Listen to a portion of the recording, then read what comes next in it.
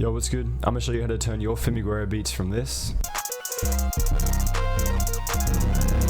into crazy jerk beats like this.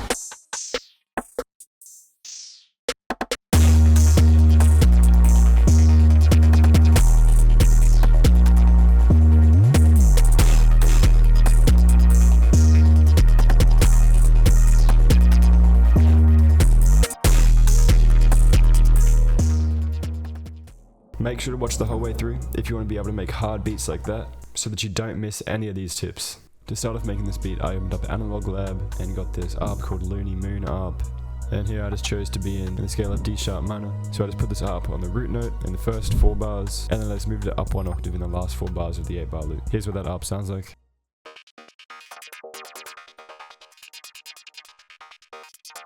Next, I just opened up Analog Lab again and got this pad called Lanark Style. I don't know if that's how you pronounce it. It's a pretty cool pad, and I just laid it on the root note again. This is what it sounds like.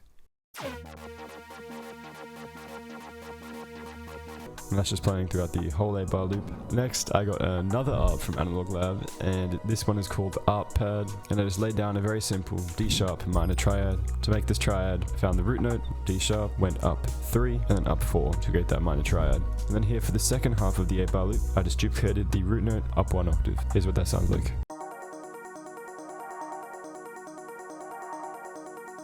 Next, I opened up Analog Lab again and got this hit called Orc 5. Here I just place it once every 4 bars, but on the 5th bar of the 8-bar loop, I just place it down twice. Here's what it sounds like. For the final part of this melody, I got a lead from Analog Lab again. It's called Elpmiss. Yeah. Anyway, it's from the lead section, and I just made sure to follow the scale highlighting of this scale that I'm in and try and find a really groovy rhythm that fit with the rest of the melody. So here my main idea was just a descending melodic pattern, and I added in a flam here to create some more texture. This is what a flam sounds like. So here if I wanted to make that flam again, all I'd do is find the note that I actually wanted to play, and then I'd just go down to the next note beneath it within the scale, and then just cut the end of this right there, and then cut this so that they overlap perfectly. And then I just did that again over here. I wanted the melodic pattern to go A sharp, B, and A sharp, and I added the flam in again. And then it's just this, it's duplicated over 4 times, with the last 4 bars is pitched up an octave. And here's what that sounds like.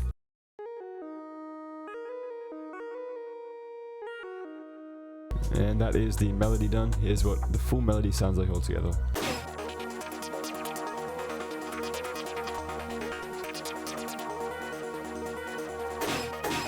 Now onto the drums.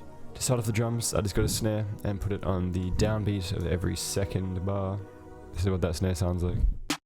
Then I got another snare, and I just used the very simple jerk snare pattern. This will layer with the 808s when I add them on later. All this pattern is, it's just a very simple triplet pattern in the 1st bar, and then you just place it here in the 2nd bar. A lot of other jerk variations do pattern like this instead, but I chose to make it like this. And then I just duplicated this over 4 times. Next, I just added the rim shot, and here I layered it again on the downbeat of every 2nd bar.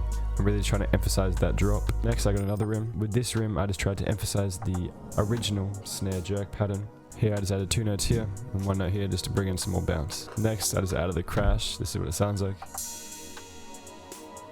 And let's put it on the 1st beat of every 8 bars. Next, I added a open hat. This is what it sounds like. And I tried to find a really nice bounce for it, tried to put it in between the snares and rims that I'd already placed, and I'd kept in mind what I'd do with the 808s while placing this down. Next, for the hi-hat, it's probably the scariest part of the drums to make, just because it looks so daunting, but it really isn't that hard. Here all I did was just place it on the 1st beat of every 8 bars, and I also just made a lot of descending runs. Here you can create these by just turning on the brush tool by pressing B, and you can turn it on to maybe half step, and if you hold down click while holding shift, you can make a descending run like this. Very easy. And I made sure to descend the velocity as the notes go down. Here you can do this by just right clicking on the very 1st note in the run and then dragging all the way down, or up depending on where you want the velocity to go. And here I just placed a normal roll up here, also just changing around the velocity. And then I just kept trying to find that bounce in the 3rd and 4th bar over here. Again, using one of these runs and another roll. And then I just added in 2 more rolls at the very end of the 4-bar loop and duplicated that all over again. Here's what that sounds like just by itself. And for the final part of the drums, I added an 808.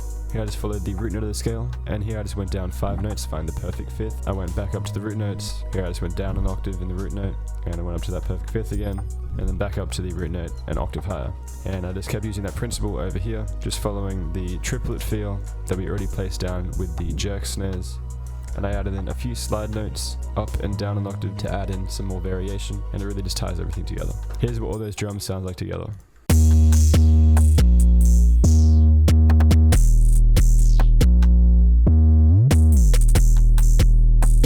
So coming into arrangement here, I'm in an intro by just bringing over the snares and rim shots into the first 2 bars and just consolidating that. And then I routed that to a mixer track, put on a fruity filter, and I put an automation clip on the cutoff frequency. This is the pattern that I made for the automation clip. Here, this is just to lead into the full beat here, where I bring in all of the melody and drums. Apart from the lead, I left out the lead so I could bring it in later to add in some variants. And here, I consolidated the beat just so I could cut out the very last beat of the 8-bar loop, just so it would emphasize the drop of the next 8 bars. I also cut out some of the melody here, and I just left the hit in just to emphasize that hit. I really like the way it adds some more variation. And then coming into the verse section here, I changed the 808s out to different sounds. Here was a CTM, and here's just another random 808 that I found. I didn't change the MIDI though, it's the exact same MIDI just with different sounds. And then for the bridge, I just brought over 2 arps from the melody and the snares and rim shots, and that was all I did for the bridge. And then I just duplicated all of this over again to finish the full beat. And for this beat, I feel like it didn't need an outro because I really like the way that it ended abruptly. And that's the full beat. I appreciate you all for watching. Please leave some feedback in the comments. I really want to know what you guys think of these videos. And this is what the full beat sounds like, guys.